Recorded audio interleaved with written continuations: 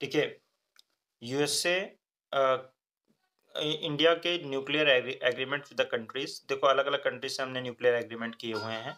और वो क्यों किया है, वो मैंने बताया था कि हमें यूरेनियम हमारे पास बहुत अच्छी क्वालिटी का नहीं है, और इतना नहीं है कि हम उसको हमारे लिए सफिशिएंट हो सके, इसलिए हम लोगों ने दुनिया भर की एग्रीमेंट्स कर रखे हैं अलग अलग कंट्रीज से, यूएसए से, फ्रांस से, कजाकिस्तान से। ठीक है, तो ये सब मैंने आपको पहले बता दिया है कि ये सारे हुए हैं। तो India meets 40% of uranium requirement through import. 2013 में लगभग 40% जो है हम लोग यूरेनियम रिक्वायरमेंट पूरा करते थे इम्पोर्ट से। आज का डेटा देखना ज़रा एक बार नदीम, अगर हम न्यूक्लियर रिएक्टर डेवलप करते हैं तो हमारे पास हमें यूरेनियम इम्पोर्ट ही करना पड़ेगा। अब हमें कोई दे रहा है या नहीं दे रहा, ये डिपेंड करता है हमारी एग्रीमेंट के ऊपर। तो हम ज़्यादातर जो हमारे एग्रीमेंट्स हैं, वो इसी तरीके के हैं कि भई हमें जो है आप यूरेनियम दीजिए। तो जैसे-जैसे ये रिक्वायरमेंट बढ़ेगी, यानी इम्पोर्टेंट जो रिक्वायरमेंट है थ्रू इम्पोर्ट जो पूरा हो रहा है वो बढ़ेगा ही। जैसे मान लो अभी 53% हो गया है, तो ये भी फ्यूचर में बढ़ सकता है, क्योंकि हमारे पास यूरेनियम का कोई ऐसा रिज़र्व नहीं मिला है, कितना ज़्यादा रिज़र्व हो। तो एक ये चीज़ है, तो हमें ज़्यादातर चीज़ें इम्पोर्ट ही करनी पड़ेंगी। उसके अलावा फॉरेन न्यूक्लियर प्लांट्स, कुछ ऐसे प्लांट्स भी हैं न्यूक्लियर प्लांट जो फॉरेनर्स ने इंडिया में लगा रखे हैं। जैसे कि आपका यूएसए ने लगा रखा है मीथीवर्दी गुजरात के अंदर, और कोवाडा एपी के अंदर। फ्रांस ने जो है जैतापुर महाराष्ट्र के अंदर, और रशिया ने जो लगाया हुआ है कुंदनकुलम तमिलनाडु के अंदर। तो ऐसे हम लोग दूसरों के ने भी लगा रखा है, हमें बिजली किराए पे मतलब एक तरह से प्रोवाइड कर रहे हैं। और यहाँ पे 2014 में मेंस ने क्वेश्चन पूछा हुआ, मेंस में क्वेश्चन है यूपीएससी का, कि with growing scarcity of the fossil fuel, atomic energy is gaining more and more significant availability। ठीक है, तो more and more significance in India, discuss the availability of the new raw material required for the generation of atomic energy in India and the world। तो ये question है कि discuss the availability of the new raw material required for the generation of atomic energy in India and the world. तो ये answer में क्या लिखोगे बताओ? है कि कोल और पेट्रोलियम वाली नेचुरल गैस को हटाओ, फॉसल फ्यूल डिक्रीज और एटॉमिक एनर्जी की तरफ जाओ। यूरेनियम, थोरियम की अवेलेबिलिटी, इंपोर्ट कहाँ-कहाँ है वो सारा लिख दो, है कि नहीं? ठीक है ना? न्यूक्लियर फ्यूज़न है ये सारा। तो आसान सा क्वेश्चन है, कोई टफ नहीं है, बस एक बार पढ़ा हो तो कर सकते हो। अब देखिए यूरेनियम जो है कोर रॉ मटेरियल जो कि न्यूक्लियर एनर्जी के लिए ज़रूरी है, वो कौन-से हैं? एक तो यूरेनियम है, थोरियम है, हेवी वाटर है, जिरकोनियम है और हीलियम है। ये ज़रूरी है, इसके बिना न्यूक्लियर रिएक्टर चलेगा नहीं, ठीक है ना? और न्यूक्लियर एनर्जी के साथ प्रॉब्लम जो एसोसिएटेड है वो क्या है? वो एक तो ये है कि एक्सपेंसिव है, कंस्ट्रक्ट करना बहुत लॉन्ग गेस्टेशन पीरियड है, रिएक्टर का क्रिटिकल बनने में बहुत टाइम लगता है, धीरे-धीरे करा जाता है, क्रिटिकलिटी काफ़ी टाइम लेती है। और दूसरी बात, क्रिटिकलिटी पे तक आने में और बहुत ही एक्सपेंसिव होता है, उसको कंस्ट्रक्ट करना बहुत ही एफिशिएंसी चाहिए। Risk in the my backyard, और यहाँ पे एक परसेप्शन है कि रिस्की होता है, अगर ज़ाहिर-सी बात है अगर कहीं पे जहाँ पे जनता रह रही है वहाँ पे न्यूक्लियर रिएक्टर लगाना तो बहुत ही रिस्की है।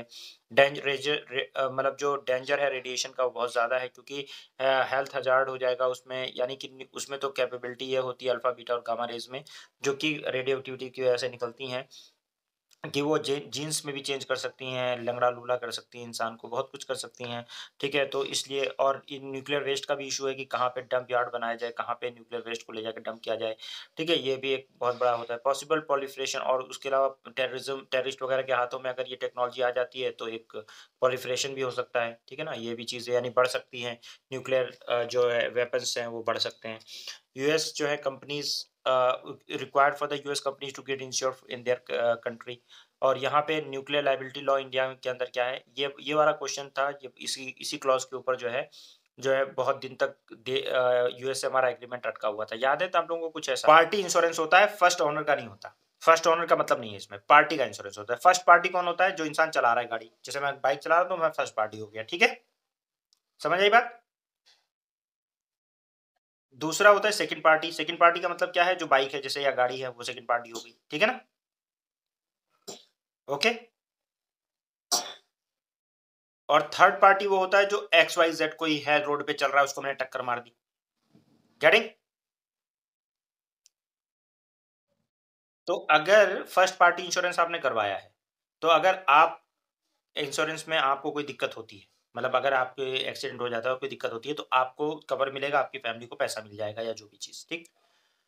या आपको डैमेज जो भी है, एक्सीडेंट वगैरह हुआ है तो चोट वोट लगी है तो उसका डैमेज कंपनसेशन मिल जाएगा। सेकंड पार्टी का इंश्योरेंस है गाड़ी का इंश्योरेंस। तो गाड़ी का इंश्योरेंस है तो गाड़ी बन के आ जाएगी, गाड़ी ठीक हो जाएगी, आपको कोई पैसा नहीं लगेगा, ठीक है। अ, शुरू में तीनों पार्टी का इंश्योरेंस होता है, तीनों पार्टी। थर्ड पार्टी इंश्योरेंस होता है कि अगर कोई सामने वाला मर गया, तो आपको अपना घर बेच के उसको नहीं देना है, इंश्योरेंस कंपनी उसको पैसा देगी। गेटिंग? गाड़ी की इंश्योरेंस कंपनी, ठीक है ना? ठोका आपने, मारा आपने, लेकिन पैसा कौन दे रहा है? कंपनी दे रही है। कि इसलिए थर्ड पार्टी को इंश्योरेंस कराना देते हैं ताकि आपके ऊपर फाइनेंशियल बर्डन ना आए और उसको कंपनी बेयर करे, ठीक है वो। और कंपनी उसके लिए प्रीमियम लेती है आपसे, ठीक है। और एक्सीडेंट रेयर होता है तो उनका वो बचता है, अगर एक्सीडेंट हो गया, कुछ ऐसी चीज़ तो उनको इंश्योरेंस देना पड़ता है, फिर भी बचने की कोशिश बहुत करते हैं वो, लेकिन थर्ड पार्टी इंश्योरेंस। तो ये 3 तरह का इंश्योरेंस होता है। तो यहाँ पे डैमेज कौन बेयर कर रहा है? Insurance company. उसके लिए आप दे रहे हो प्रीमियम। ये बात समझ में आ गई ना? हैं? रिदा समझ में आ गया फर्स्ट, सेकंड पार्टी और थर्ड पार्टी इंश्योरेंस क्या होता है? ठीक है।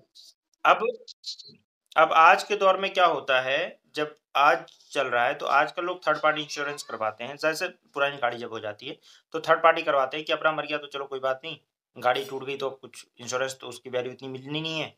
तो ज़्यादातर लोग क्या करते हैं थर्ड पार्टी इंश्योरेंस, क्योंकि उसका प्रीमियम फिर ज़्यादा हो जाता है। तो इसलिए लोग थर्ड पार्टी सिर्फ इंश्योरेंस कराते हैं ताकि चालान ना हो। तो थर्ड पार्टी इंश्योरेंस अक्सर लोग करवा लेते हैं, वो कंपल्सरी भी है कराना कि किसी को ठोक दिया, उसको चोट लग गई और तुम नहीं दे पा रहे तो कौन देगा? फिर सरकार की लायबिलिटी हो जाएगी। तो इसलिए थर्ड पार्टी इंश्योरेंस होता है। अब यहाँ उसी बात कॉन्सेप्ट पे समझिएगा कि आप सप्लाई जिसने किया, जो गाड़ी है, तो ये कहता है यूएस कह रहा है कि मैं सप्लायर तो मैं हूँ, सप्लायर करूँगा और मैं जो दे रहा हूँ आपको, आप चेक वुक करके ले लीजिए सप्लायर, ठीक है? मेरी कोई लायबिलिटी नहीं होगी अगर कोई लीकेज होता है, कोई मिसमैनेजमेंट होता है, कुछ भी होता है और उससे अगर रेडियो एक्टिविटी होती है और कुछ लोगों को अगर उससे नुकसान हो जाता है, कुछ लोगों के जीन्स में चेंज हो जाता है, कुछ भी हो जाता है, डैमेज होता है, तो उसके लिए कंपनसेशन जो है वो इंडियन कंपनी देगी, यानी इंडिया की कंपनी जो है बेयर करेगी, यूएस की कंपनी बेयर नहीं करेगी। गेटिंग? यानी सप्लाई तुम गलत करो, खराब चीज़ तुम सप्लाई कर दो, तुम्हारे से जो डैमेज हो जाए तो उसका भी इंश्योरेंस, यानी मरे भी हम और पैसा भी हम ही दें। गलत है ना ये? तो हमारे ही टैक्स के पैसे से हम कंपनसेशन दें और मरे भी हम। तो ये वाला हम मान नहीं रहते। हमने ये कहा कि अगर कोई डैमेज होता है तो जो सप्लायर है वो क्या नाम है बेयर करेगा इंश्योरेंस कॉस्ट को। ठीक है ना? तो ये बड़े दिन तक चलता रहा न्यूक्लियर लायबिलिटी लॉ इंडिया में। तो इस क्लॉज़ पे साइन मनमोहन सिंह नहीं कर रहे थे। ठीक है ना? Required for the US company to get insurance in their country. ये रिक्वायरमेंट है हमारा। कहते हैं कि भाई इंश्योरेंस अपनी वहां पे करो, लेकिन बट द एक्ट में ये प्रोविजन है, एक्ट परमिट करता है, ठीक है, जैसे ऑपरेटर यानी NPCL to make supplier liable for damage for faulty reactor और पार्ट। तो ये मतलब कहता है, अब यहाँ पे क्लॉज है कि भाई अगर कुछ फॉल्टी तुमने कर दिया कुछ भी तो हम कंपनसेशन हम थोड़ी ना देंगे। तो ये बात थी, इंडिया ने कहा भाई हम साइन ही नहीं करेंगे, ठीक है ना, हम करेंगे ही नहीं। अब यूएस के साथ हमारी हो रही थी। इंडिया जो है वो सिग्नेटरी है international convention for supplier of the supplementary compensation which does not allow this, जो अलाउ नहीं करता है, इसके अगेंस्ट में ये बात है। और the private companies do not have capacity to bear the burden of the large scale damage of the nuclear accident. जाहिर सी बात है, बहुत लार्ज स्केल पे अगर एक्सीडेंट होगा, बहुत लोगों को कंपनसेशन देना पड़ेगा, तो कोई भी कंपनी आगे नहीं आती, क्योंकि उसमें कैजुअलिटी ज्यादा होंगी और उतना आदमी वो कंपनी बर्बाद हो जाएगी। ठीक है ना? फेवर में ये बात करते हैं जो लोग, वो कहते हैं टैक्स पेयर्स की मनी जो है वो स्पेंड होगी in case of accident due to the faulty supply from the supplier. तो हम लोग इसके फेवर में है इस लॉ के कि भाई अगर सप्लायर ने, ठीक है, हम फेवर में ये बात करते हैं इंटरनेशनल कन्वेंशन का सप्लीमेंट्री कंपनसेशन का क्या नाम है, हम लोग सिग्नेटरी हैं जो कि इसको अलाउ नहीं करता इस तरह के लॉ को, लेकिन हम लोग कहते हैं, हम इसके फेवर में बात करते हैं अपने लॉ के। हम लोग ये कहते हैं कि देखिए सर, ऐसा है कि हमारे टैक्स पेयर अपना पैसा लगाएं, एक्सीडेंट हम ही हो, हम मरे हम ही, फॉल्टी सप्लाई तुम दो और हमें हमें क्या नाम है कंपनसेशन भी हम दे। तो ये हम नहीं करेंगे, लेकिन उन्होंने अपने हिसाब से, यूएस ने लॉ बना रखा है कि वो अपना सप्लाई सप्लाई कर देंगे, कैसा भी, थर्ड वर्ल्ड कंट्रीज को, जो कंट्रीज हैं, मतलब जैसे जो डेवलपिंग कंट्रीज हैं उनको सप्लाई करेंगे। जाहिर सी बात है, डेवलप कंट्री उससे लेगा क्यों? डेवलपिंग कंट्री, और उसके लोग जब मरेंगे फॉल्टी उससे या उसके लोगों को डैमेज होगा तो वो कंपनसेशन भी देने को तैयार नहीं है। कंपनसेशन उनकी कंट्री थे। तो ये खराब बात है ना, तो इस पे बहुत दिन तक अटका हुआ था, वो नहीं देना चाह रहे और हम कह रहे थे हम साइन करेंगे नहीं। बहुत दिन तक कंट्रोवर्सी थी इसमें। क्लॉज 17 के नाम से वो है। आप एक बार थोड़ा सा आप देखिए, कल बहुत बार इसके ऊपर छपे हैं कि मतलब 17 क्लॉज क्या है ये वो।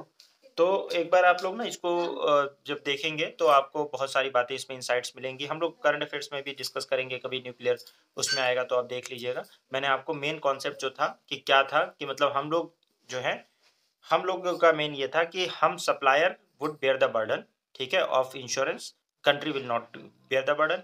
वो यूएस कह रहा है कि नहीं, हम बेयर नहीं करेंगे बर्डन, जो सप्लाई जो मतलब कस्टमर कंट्री है वो उसकी कंट्री जो है कस्टमर कंट्री वो अपनी कंपनी से या खुद उस लाइबिलिटी को बेयर करे, ठीक है, ओके।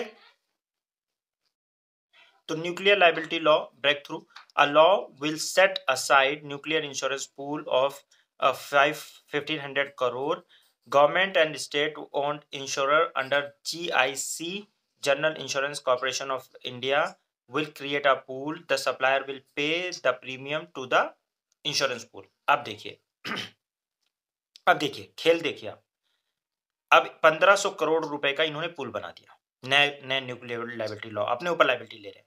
गवर्नमेंट ने कहा कि जो जीआईसी है यानी रिफाइनेंसिंग, आपको पता है इंश्योरेंस कंपनी है ये, और जीआईसी जनरल इंश्योरेंस सारा करती है, पता है ना, ये तो मैं बता चुका हूँ आप लोगों को, आपको बताया, इकोनॉमी में पढ़ाया था ना, जीआईसी को पढ़ाया था ना। तो उसको बोला कि इतना 1500 करोड़ रुपए का पूल क्रिएट करो, ठीक है, और इंश्योरेंस पूल, और उससे क्या होगा, सप्लायर सिर्फ प्रीमियम देगा और इंश्योरेंस मतलब आपकी कंपनी इंश्योरेंस दे रही है, यानी कि खुद जीआईसी इंश्योरेंस दे रही है। तो बताइए अगर डैमेज होता है तो उससे प्रीमियम थोड़ा बहुत, उनका प्रीमियम कितना होता है, बहुत थोड़ा सा होता है, उस प्रीमियम के बाद लायबिलिटी किसके सर पे डाल रही है, इंडिया के, और ये एक्सेप्ट भी कर लिया नया लॉ बना के। तो ये कितना खतरनाक, ये क्लॉज अटका हुआ था, लेकिन मोदी जी ने इसको एक्सेप्ट कर लिया। मोदी जी, लोग कहते हैं कि डंका बजवाते हैं, मनमोहन सिंह ने इतने टाइम तक इसको एक्सेप्ट नहीं किया क्योंकि लॉन्ग विजन था वो, कि मतलब अगर कभी, चलो आज नहीं हो रहा, 50 साल बाद डैमेज हो सकता है, 100 साल बाद हो सकता है। देखो भोपाल गैस गैस ट्रेजेडी कितनी बड़ी थी, आज तक उनके लोगों को पूरी तरह से कंपनसेशन नहीं मिल पाया, राइट, बहुत लोगों को नहीं मिला, अभी भी केस चल रहे हैं, ठीक है ना। तो अगर ऐसी कोई ट्रेजेडी 50 साल तुरंत तो होती नहीं है, 50-60 साल 100 साल में हो जाएगी, अगर मतलब 50-60-70 सालों में हो जाएगी, क्योंकि ये लंबा प्रोसेस है, तो देश के ऊपर बर्डन ना आए, इसको लेकर मनमोहन सिंह सोच रहे थे। अब यहाँ देखिए मोदी गवर्नमेंट ने क्या किया, ठीक है ना। One tier of pool will cater operators, tier 2 and tier 3 cater supplier. तो यहाँ पे इन्होंने ये करा है कि मतलब ऑपरेटर को भी मतलब वो पैसा दिया जाएगा, ऑपरेटर को कवर किया जाएगा, उसके अलावा टायर 2 टायर 3 को जो कैटर होगा वो सप्लायर को कवर कर रहे हैं, यानी सप्लाई जो कर रहा है उसको बचा रहे हैं। The pool will be use to pay the damage to the victim. ये जो पूल है ये किस में यूज किया जाएगा, विक्टिम देने के लिए। Government will be liable for another, government जो है क्या करेगी, 1100 करोड़ का और पूल देगी, जो कि international convention on the supplementary compensation for the damage fund will bear the residual damage. अच्छा, 1100 करोड़ का ये फंडिंग दे देंगे। अगर उसके अलावा कुछ होता है तो फिर ये डालेंगे supplementary compensation nuclear damage fund, उसको उसके लिए डालेंगे, ठीक है ना, मतलब इसको बड़ा मेयर कर। India will be liable to use the fund only after ratifying the international convention of supplementary compensation for the nuclear damage. अब यहाँ पे इनको एक क्लॉज साइन करना पड़ेगा। अगर ये फंड इनको मिलना है, सप्लीमेंट्री फंड भी लेना है, यानी कि जैसे मान लीजिए 1100 करोड़ से भी ऊपर चला गया, 1500 करोड़ वो भी लग गया और 1100 करोड़ ये भी लग गया, अब फर्दर क्या नाम है, और भी ज्यादा पैसा लग रहा है, तो supplementary compensation for nuclear damage वो कवर करेंगे, इंटरनेशनल कन्वेंशन है वो कवर करेगा, एक कन्वेंशन है वो आप पढ़िएगा, international convention on supplementary compensation, यानी बचा हुआ जो है वो कवर करेगा, लेकिन उसके लिए उसका सिग्नेटरी बनना पड़ेगा आपको, यानी उसको रेटिफाई करना पड़ेगा अपने पार्लियामेंट में, ठीक है, उसमें भी प्रीमियम डालो, अच्छा खासा उसमें पैसा जाएगा। हर कंट्री को लॉन्ग टर्म सोचो कितना नुकसान होगा, अगर कभी डैमेज हो गया तो क्या करोगे, एक तो खुद ही मारे जाओगे और खुद ही पैसा भी कंपनसेट करोगे, अमेरिका से कुछ नहीं मिलने वाला है, और अगर वो कुछ देंगे तो लोन के फॉर्म में देंगे, समझ रहे हो कितना बड़ा तबाही हो जाएगी। Are you getting with.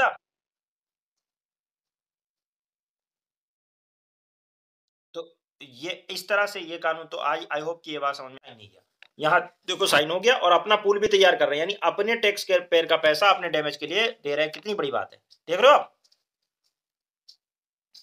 हैं तो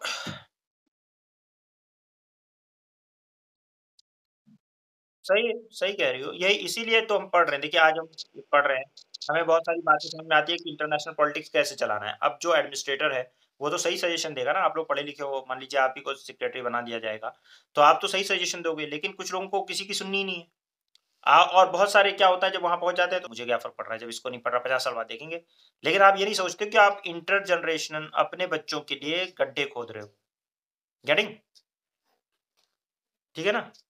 अपने बच्चों के लिए यानी सस्टेनेबल डेवलपमेंट का आपका एटीट्यूड ही नहीं है। आप एक कंट्री को फ़ायदा दे रहे हो और अपनी कंट्री को डैमेज कर रहे हो। लॉन्ग टर्म में आप देखिए कितना बड़ा नुकसान हो सकता है। अगर कहीं कहीं खुदा ना ख़ास्ता भोपाल गैस ट्रेजेडी तो गैस की थी। अगर न्यूक्लियर ट्रेजेडी कभी गलती से हो गई और हो सकती है, क्यों नहीं हो सकती? हमारा इंडिया जो है वो अर्थक्वेक ज़ोन में आता है। बहुत सारी ऐसी चीज़ें हो सकती हैं। फिर देखो डैमेज के लिए लोग कैसे भागेंगे इधर-उधर और किस तरह से, और फिर अपनी ही मतलब अपने आप को गरीब कर लोगे आप क्या करोगे? डैमेज कंपनसेट अगर उनको कर दिया तुमने, इतना पैसा लगा दिया तो आपके ही टैक्स पेयर का तो पैसा है, फिर आपका यानी आप एजुकेशन का पैसा, इधर का पैसा, उधर का पैसा काट के तब तो उनको दोगे, और आपको बाहर से फंडिंग जो मिलेगी वो लोन के तौर पे मिलेगी, या तो मिलेगी ही नहीं। आप बताओ कितनी बड़ी क्राइसिस है, और सप्लाई, और गलती किसकी है? सप्लायर ने कुछ फॉल्टी कर दिया होगा, और वो कुछ बनाएँगे ही कि 50 साल में वो खराब हो जाए या कुछ ऐसा हो जाए। ऐसा इसीलिए तो वो साइन नहीं कर रहे हैं ना, कि अगर कुछ क्योंकि ये लायबिलिटी क्लॉज़ काफ़ी बड़ा क्लॉज़ है, इसलिए नहीं साइन कर रहे हैं। तो ये पूरा मतलब न्यूक्लियर है। अच्छा, अब आपको एक काम और करना है कि इंडिया में कहाँ-कहाँ पे न्यूक्लियर रिएक्टर्स हैं, कौन-कौन से न्यूक्लियर रिएक्टर लगाए गए हैं, इसका एक मैप अभी आप सर्च करिए फटाक से। ये दे रहा हूँ आपको 22 में से आपको याद करवा दे रहा हूँ, ये कोई मुश्किल नहीं है, बहुत आसान है। कुछ तो बहुत ही मतलब फ़ेमस है जिसको आपको नाम वैसे ही याद होगा, ठीक है? कुछ फ़ेमस है, कुछ नहीं भी इतने फ़ेमस है, लेकिन ज़्यादातर तो फ़ेमस है। Nuclear power plant future projects भी हैं कुछ, और कुछ जो है हम लोग का भी चल रहा है। एग्ज़ाम में क्वेश्चन इससे आता है, तो इसलिए आप लोग याद कर लीजिएगा, ठीक है? न्यूक्लियर पावर इंडिया के अंदर जब हम बात करते हैं 22 न्यूक्लियर रिएक्टर हमारे पास आ जाते हैं। 22 न्यूक्लियर रिएक्टर कहाँ-कहाँ है भाई? और प्रपोज़्ड कहाँ पे है? एक्टिव जो है, अंडर कंस्ट्रक्शन और प्लांट, ये तीनों तरीके का मैप है आपके पास। कहाँ-कहाँ पे है? पहला, ये इन्होंने एक एक दिया है कि रावतभाटा, ठीक है? रावतभाटा में, ककरापारा में, अब वो सारा मेगावाट वगैरह बस लगभग में याद कर लेंगे तो भी चलेगा, ठीक है? मीठी वर्दी में, तारापुर, जैतपुर, ठीक है? जैतापुर के अलावा कायगा, कुंदनकुलम, ठीक है? कलपक्कम, उसके अलावा कुआदा, बरगी, उसके अलावा हरिपुरा, नरोरा एंड कुम्हारिया, ठीक है? ये सारा जो रीज़न है यहाँ पे न्यूक्लियर आपको एनर्जी का वो मिलेगा मतलब इंडिया में। देखो जो इसमें जो 0-0 दिखा रखा है, गोल सा दिखा रखा है, वो अंडर ऑपरेशन है, ठीक है? और जो ऐसे बना रखा है मतलब क्या नाम है, स्क्वायर टाइप का, वो ऑनगोइंग प्रोजेक्ट्स हैं, और प्रोजेक्ट लॉन्च 2010 में हैं, प्रपोज़्ड हैं कुछ। ये ऐसे कई सारे प्रोजेक्ट हैं, जैसे रावतभाटा में भी जैसे 4 प्रोजेक्ट चल रहे हैं। 2 प्रोजेक्ट ककरापारा में है, तो इस तरह से है, कुछ प्रपोज़्ड है, कुछ चल रहे हैं, ठीक है ना? एक तो ये हो गया। दूसरा ये जो इन्होंने भेजा हुआ है, ये थोड़ा पुराना है, ठीक है? तो ये अब इसमें ज़ोन भी दे दिया है, सिस्मिक ज़ोन में बनाया है, तो सिस्मिक ज़ोन में देखो तुम्हें ये भी बता रखा है कि यहाँ देखना पड़ता है कि अर्थक्वेक आ जाएगा तो न्यूक्लियर रिएक्टर जो है डैमेज हो सकता है, और उससे फिर डैमेज हो गया, तो आप ये समझ लीजिए कि रेडियो एक्टिविटी तो बाहर आ जाएगी, और रेडियो एक्टिविटी मतलब रेडिएशन बाहर आ गया तो कितनी तबाही मचा सकता है। तो इस वजह से अर्थक्वेक ज़ोन वगैरह को ध्यान रखकर ही न्यूक्लियर रिएक्टर बनाया जाता है, जहाँ पे मतलब थोड़ा स्टेबल होता है, जहाँ पे मतलब इतना ज़्यादा अर्थक्वेक का वो चांस नहीं होता, वहीं पे लीस्ट जो होता है वहीं पे बनाया जाता है। तो ये ध्यान रखिए, ठीक है? कि ये वाला आप याद कर लीजिएगा कि कहाँ-कहाँ पे है, ओके? ये वाला ज़्यादा डिटेल्ड है, ये इसमें मतलब स्टेट का नाम है, लेकिन ये वाले में आपको डिटेल में उस जगह का वो दे रखा है। एक बार 2 बार आप या कर रख देखेंगे तो आपको याद हो जाएगा, और जब भी कोई प्रपोज़्ड हो या कोई अंडर कंस्ट्रक्शन आए, या कोई नया मतलब आ जाए जो ऑपरेशन में आ जाए, तो उसको आप जो है क्रिटिकैलिटी अचीव कर ले, तो वो जब न्यूज़ में आता है तो उसको आप अपने नोट्स में अपडेट कर लीजिएगा। बात समझ में आ गई होगी। आ गई भाई?